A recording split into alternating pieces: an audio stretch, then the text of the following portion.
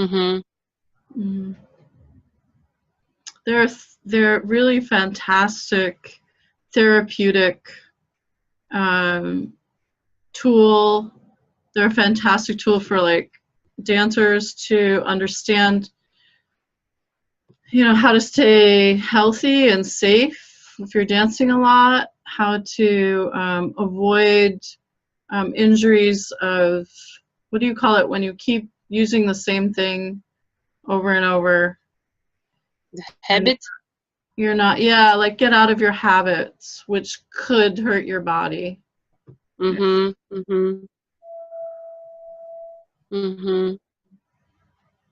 Mm. Do you have your favorite patterns? As a teacher.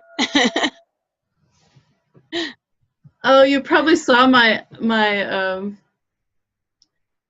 I just posted something in BMC on the reach of the homologous reach of the feet. Did you see that? Yeah, I saw. It's so beautiful about the bird. Like birds get to reach with their feet when they're flying. Like I love owls because that's a homologous like reach. So it's like you're Yeah. breathing out, so you're filling your lungs and you're fluff, and then if you're flying, you can reach with your feet to the ground or to the water top. Mm-hmm. Oh yeah, I think there are some that I keep working on, because they're my challenges. So in a way, they're my favorite, like homologous of the upper. Mm-hmm. Big teacher. Yeah, I was embracing. Oh, yeah, homologous of the upper. Yeah. Just coming up, and yeah.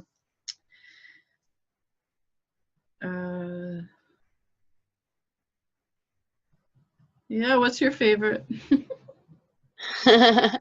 My favorite. I also like homologous. Yeah. I all the time think about that, and I like this. It's like, wide open arms, and yeah, with the arms, it's very clear for me. Yeah, I think I'm on this stage now. Right. And I see how my child is doing it, Lubava. She's almost flying. She's reaching and reach up to mama. Yeah. And flying, and I catch her while she's flying, and I'm thinking, oh, I can explore this on the classes. How can to go to this state when I almost leave the ground with reaching arms. Aww. I think I'm moving into the reach patterns because I did like years of pull. But yeah. Yeah, and I saw a very beautiful pull with homologous pull with the arms. I saw one, his coach, business coach, like, you can reach this, you can put the aim, you can get the money, you will be the millionaire. And he's saying this and he's doing all like, it is so beautiful. Like, yeah, you can do this. It is so great. Yeah. Very cool. He doesn't even know it, but he knows how to pull things towards him. Money, attention, like. Yeah. Beautiful thing. I did a business class. I made a business class out of this. Especially on understanding how to work with other people who have different styles. And often, often in a business setting, it's really hard because you're with that person, or they're your boss, or you have to give them direction, and you're like, oh my God, whatever, you know. It was really great. It was really good understanding that some people would just respond, like someone who doesn't like a push, they'd just be like pissed off, or they'll start crying if you kind of go, hey, go clean that up, or, you know, go take care of it. You made a mistake, go take care of it. They're like, oh, it doesn't like me, whatever. So that might be a person who doesn't understand or enjoy a push. That condensing, they just feel, so for them it'd be like, you know, like, how do you build in a pull into your request? Like, so, you know, it seems like you realize you didn't do a nice job, so I'm going to give you the opportunity to do it right. Why don't you come over here, and I want you to start this in a new way. I'm going to give you an extra 2 hours. And, you know, it's like pulling someone versus kind of going, you messed up, go do it. Or, yeah. Yeah. Dealing with bosses that have certain styles. Yeah. Yeah, challenging and interesting that it really works, like the strategy of interacting.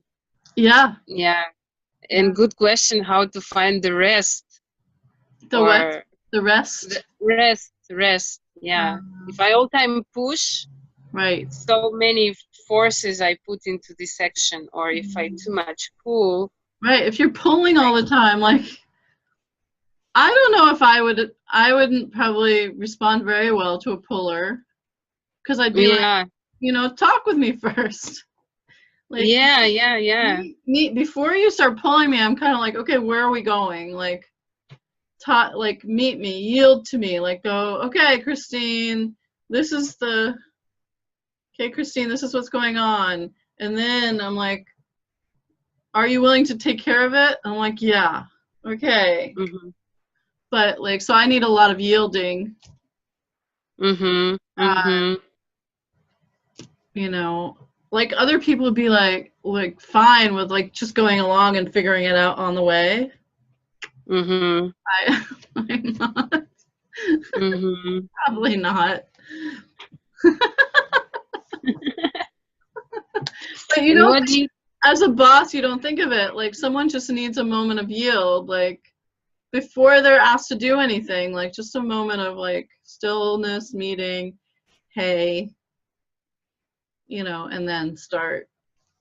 And people might be intimidated. They're like, I don't want to talk about it. I know I did it wrong. I just want to go do it, you know? So that moment of yielding and being with would be, like, scary for them. Just totally scary. Like, I don't want to feel myself. I don't want to know. I don't want to know all this.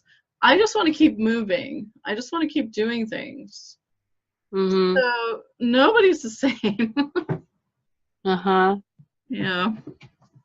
Yeah. And what do you think, is there like evolutionary, what is after the pull? Is there anything after the pull? Yeah. What well, happens? The question is the reach before the pull? Yeah. You have to answer that question.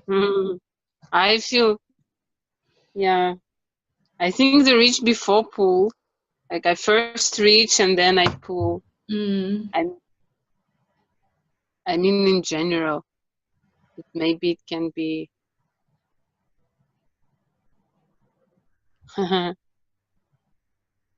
Yeah. But maybe each of them has, like, another higher. I was thinking about the extension. Extension? Like extension, when it looks like reaching, but I'm not reaching in one direction, but I'm reaching everywhere. Oh. Like when I pull something towards me to my center, I enrich myself. like I trick myself, and then I can become wider and be more in the space. It's my... Well, a reach, and you'll learn this when I come, a reach has a pull under it. As a pull to center. And yeah, it has to have the other side. Because if it just goes like this. Yeah. It has to have that counter pull. The counterbalance. And maybe the counter reach to the other side. It needs it. It's like, it's not a reach if you're not doing that. Developmentally. It's a fake.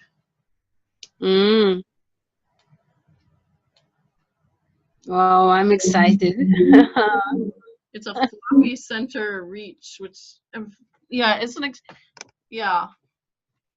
extension is not a reach. It's just like, this is not a reach. You know, like once it draws me into space, it's a reach. Yeah, it's tricky. Wow, interesting to know. Yeah, and actually that's a very good example of when a pattern is full, like when it's fully integrated and fully expressed and fully embodied with joy and movement, then it's so much richer, and it's so successful for like engaging with the world. It's clear, it can have an impact, it can do something. We can really relate to the world and engage with it and be successful.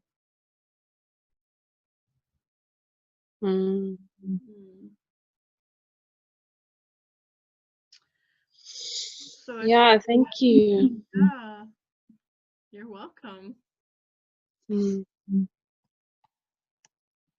Something with the sound, you become more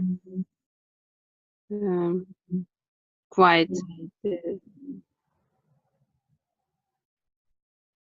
Yeah, I think we just spoke so much and so deeply about such important issues of somatics.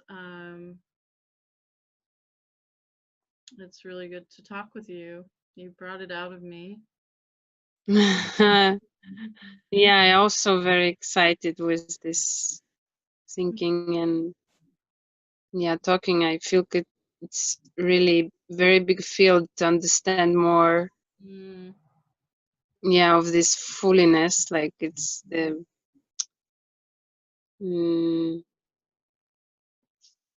many things to make more clear. Because even when I ask the question, I see sometimes how I drawn to some of the patterns, like they're more clear, and others are like foreign language, not English, like Yiddish, or I don't know, like Chinese. Yeah. Wow, like you said to me, oh, there has to be pool in the reach, and it, wow. Yay, more to integrate. Well,